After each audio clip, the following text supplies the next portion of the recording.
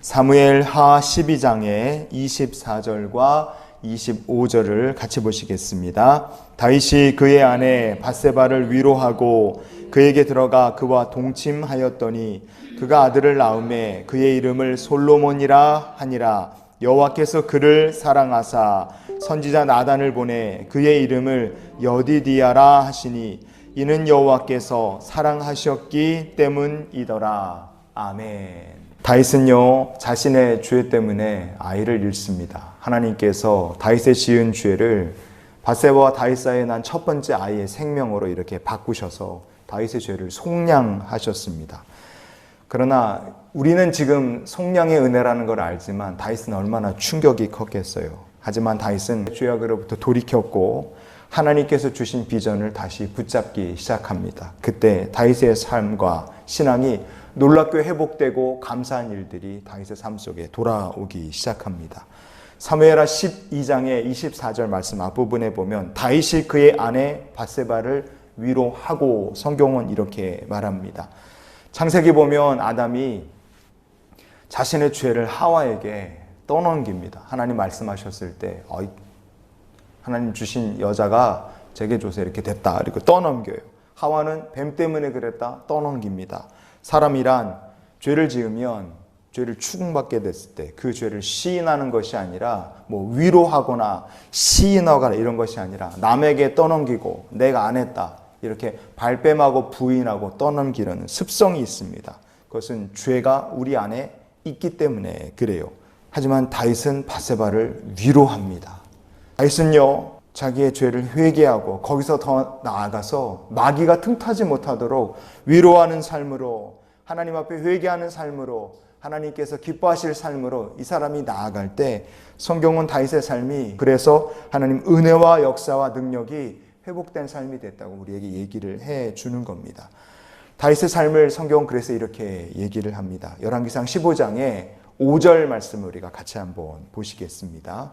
이는 다윗이 햇사람 우리아의 일 외에는 평생의 여호와 보시기에 정직하게 행하고 자기에게 명령하신 모든 일을 어기지 아니하였음이라. 아멘. 다윗의 평생에 햇사람 우리아에게 행한 일 외에는 하나님 보시기에 정직하게 행했다. 성경은 이렇게 얘기합니다. 그의 삶의 모습을 보면 이제는 더 이상 마귀가 틈타지 못하게 다윗이 돌이켰구나 하는 것을 우리가 볼 수 있어요. 사무엘하 12장의 29절 말씀도 우리가 같이 보시겠습니다.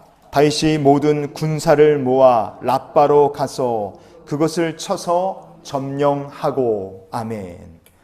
왜 밧세바로 인해 다윗이 범죄하게 됐습니까? 왕들이 출전할 때가 됐으나 다윗이 있어야 될 자리에 안 있고 예루살렘에 머물러 있다가 밧세바를 보고 거기서부터 시작해서 죄 짓고 나중에는 하나님 말씀도 업신여기는 죄까지 다윗이 간 거죠. 그러나 다윗은 영적으로 회복됐어요. 전쟁터에 나가고 거기서 있어야 될 자리를 찾아갑니다.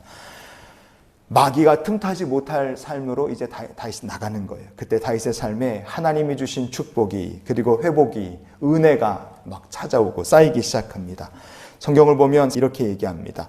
선지자 나단을 보내 그의 이름을 여디디아라 하시니 이는 여호와께서 사랑하셨기 때문이라 그랬습니다.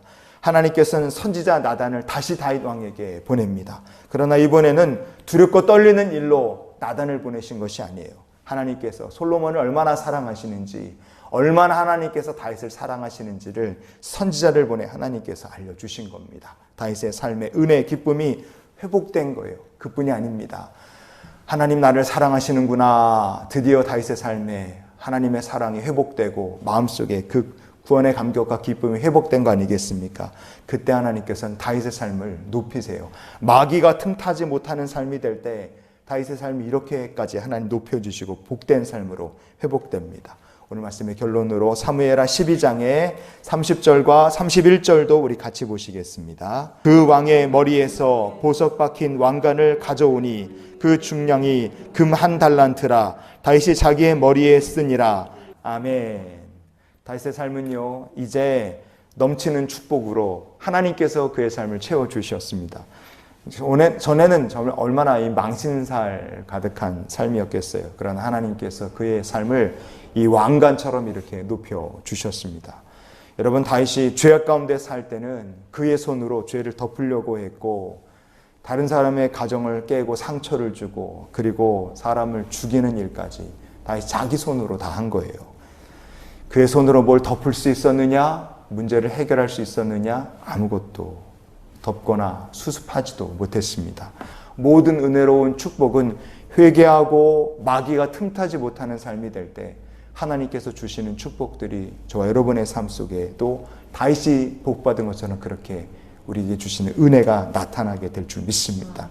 그래서 우리가 이런 기도로 오늘 한나라의 삶을 살았으면 좋겠어요. 하나님, 오늘도 주께서 주신 은혜가 우리의 삶 속에 베풀어지게 하여 주시옵소서. 마귀가 틈타지 못할 삶이 되면 하나님께서 주실 은혜가 우리의 삶 속에 베풀어질 줄 믿습니다.